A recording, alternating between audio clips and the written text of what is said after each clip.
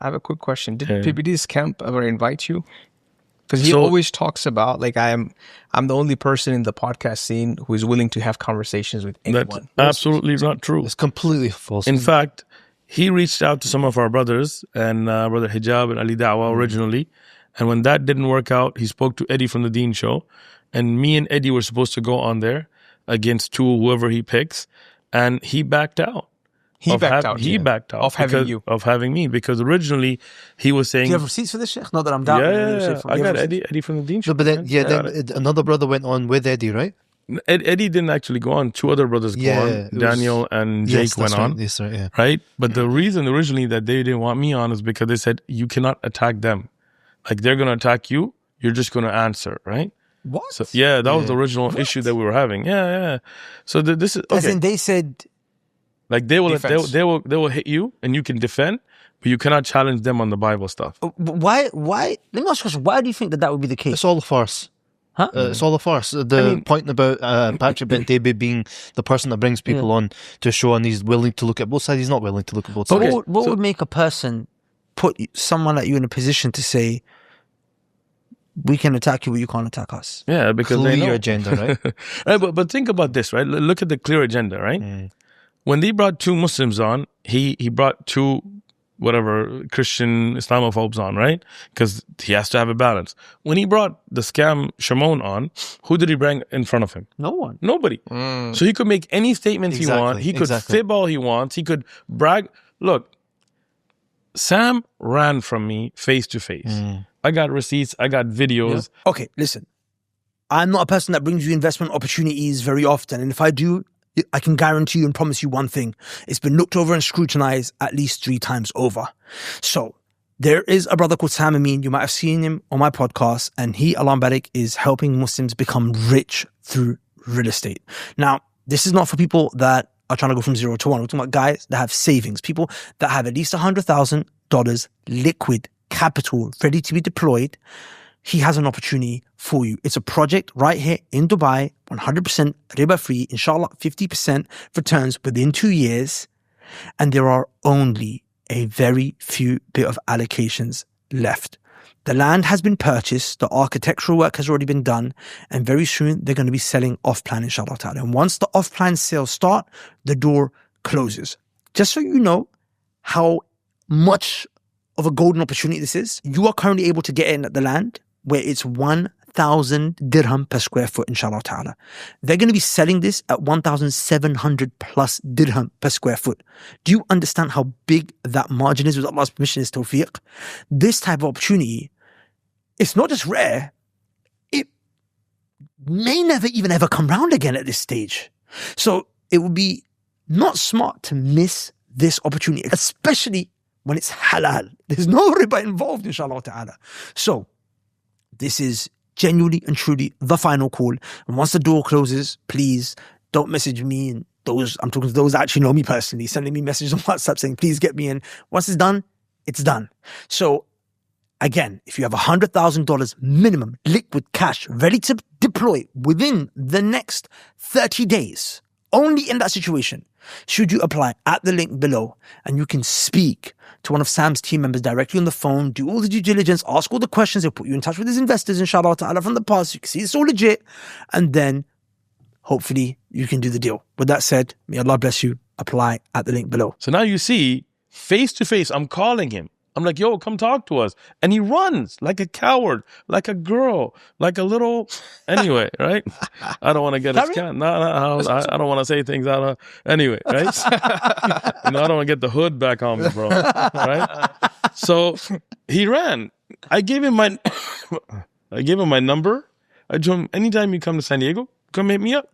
Never hit me up, right? We call them out online. Recently, they were talking all this stuff. Oh, we're here in New York. I told them, okay, we posted, I'm going to be in New York. We went to New York. We were live. We're like, here's where we are. Here's where we're going to be tomorrow. We're going to come debate. Nobody showed up. He lives in New York? I don't know where he lives. I think, anyway, but wherever he lives, I'll show up to his house. No problem. Like, we'll debate in his living room. That's the only place he likes to get braved, right? But the problem is that he just talks a lot. Now, Patrick Ben Davis's hypocrisy is he would never bring a Muslim on by himself, but he brought this crazy Islamophobe who admits himself that he has mental health issues. Recently, play this clip, his own teammates, Wood and Apis, attacked him and exposed him for being a rapist, all kinds of things. And play the clip, all right? Sam, you filthy, disgusting dog, son of Satan, spiritual bastard. Sam does love his daughters. To his credit, he does love his daughters. But I'm telling you, I'm like, dude, okay, your daughters live with their mother. I wonder in what way, though. What? Could be in a dirtbag. And demanded she have sex with him, saying in these words, if you don't have sex with me right now, then get out of my house. Michelle began crying on the bed and said, I'm changed now. I don't want to have sex until I get married. Sam walked over to the bed, pulled down Michelle's pants while she was crying, and had sex with her while she was lying there passively and crying. AP, I want to know if you reacted to that the same way my wife did when she heard it. What do you call that? Rape. So you see, this guy, who is his own Christian, apologists are saying that this guy is such a horrible being. Patrick Ben Davis gives him a platform just to speak whatever by himself. Okay, PB&J, whatever PB&D, whatever he is, right? Let's call you out right now, right? Somebody sent this video to him. If you're honest, then bring Imran, me, anybody else, any Muslim da'i, and give us the same time, the same way by ourselves on your platform. He won't do it, right? He won't do it. And he has an ideology that's trying to push. But for me, what's more concerning, is that if he was going to bring someone respectable, man. Academic? Like, someone, no, it doesn't even have to be academic.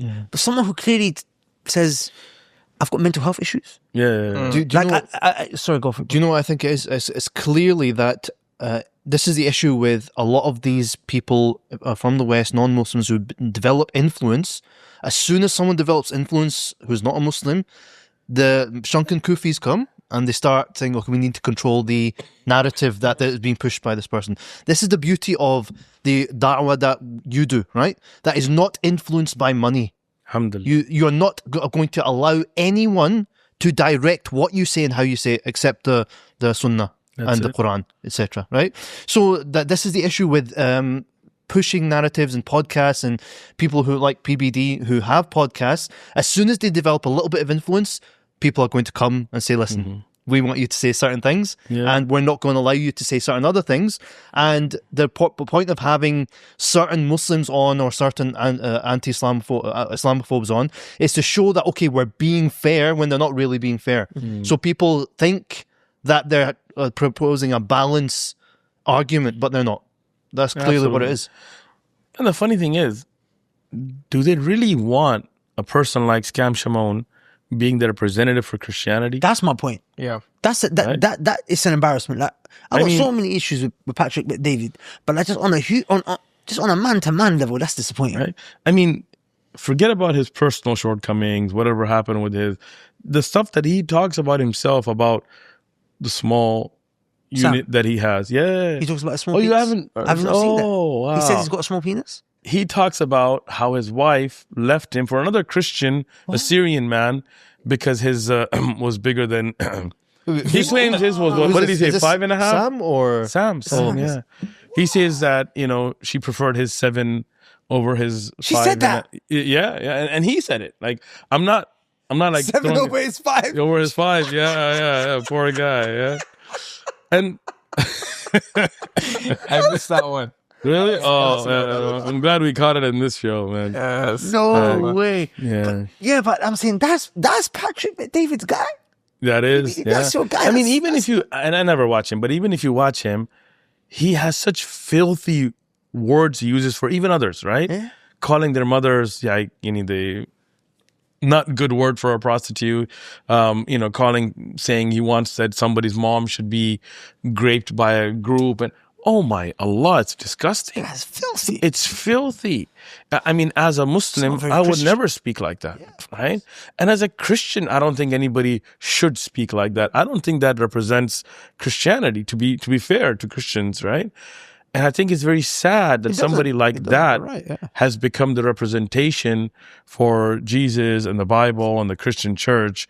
Somebody who's so filthy with his mouth and his actions and so on that, alhamdulillah, that we don't have that kind of representation for Muslims. Alhamdulillah. But if that's the level that they have, that's pretty pathetic, isn't it? It is. It is. And that's who they're promoting. The common theme that I've seen is that as soon as they are they don't want to be faced with people who bring actual facts, like you and people who can actually debate properly. So what they'll do is they'll bring on people that are mediocre or don't really have any proper arguments, so that it makes Islam look bad, and that's essentially the agenda that is proposed. 100%. Yeah. I think the key takeaway for me from this segment of our discussion right here is that, like, Islam is going to have victory regardless. Allah is going to give victory to His deen. And with even very little resources, Allah is just going to give victories to His deen. His deen is going to have victory regardless whether you get behind it or not. But do you want the ajr? And that's the point. Right? Do you want to be involved? Do you want to be involved in serving the deen of Allah such that on the Day of Judgment, this deen is going to have victory regardless, but Allah attributes some of it to you, or He gives you some of the ajr. Rather, it's attributed to Allah. And I think, imagine the growth and the success and the khair that will come from the da'wah if those, like our billionaire Mr. Shahzad Mr. Shahid Khan and all the rest of you guys, you know what I'm saying, just got involved. Sorry to interrupt, but just very quickly, if the kind of stuff that we discuss in this podcast, I'm talking about the tax strategies, the deal structures, the real conversations about building wealth the right way, if this is the kind of stuff that you want to be a part of, then this is nothing.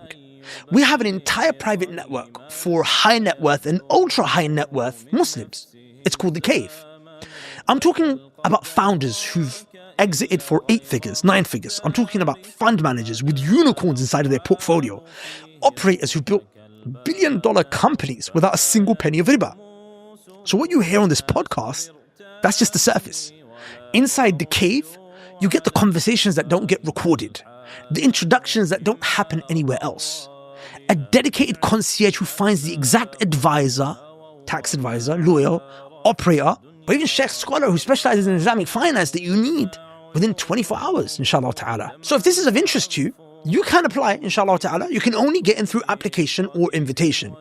And most of the applications, they are declined. And the reason for that is because we realize that an effective network is not built based on who's in it, but actually who's not in it. So we really try to protect the integrity and the quality and the standard of those that are inside. So if you feel like you belong, you're a high net worth, ultra high net worth Muslim operator, inshallah ta'ala, and you want to be a part of something like this, then you can apply now at the link below in the description, inshallah ta'ala. And hopefully we see you on the other side. With that said, let's get back into the podcast.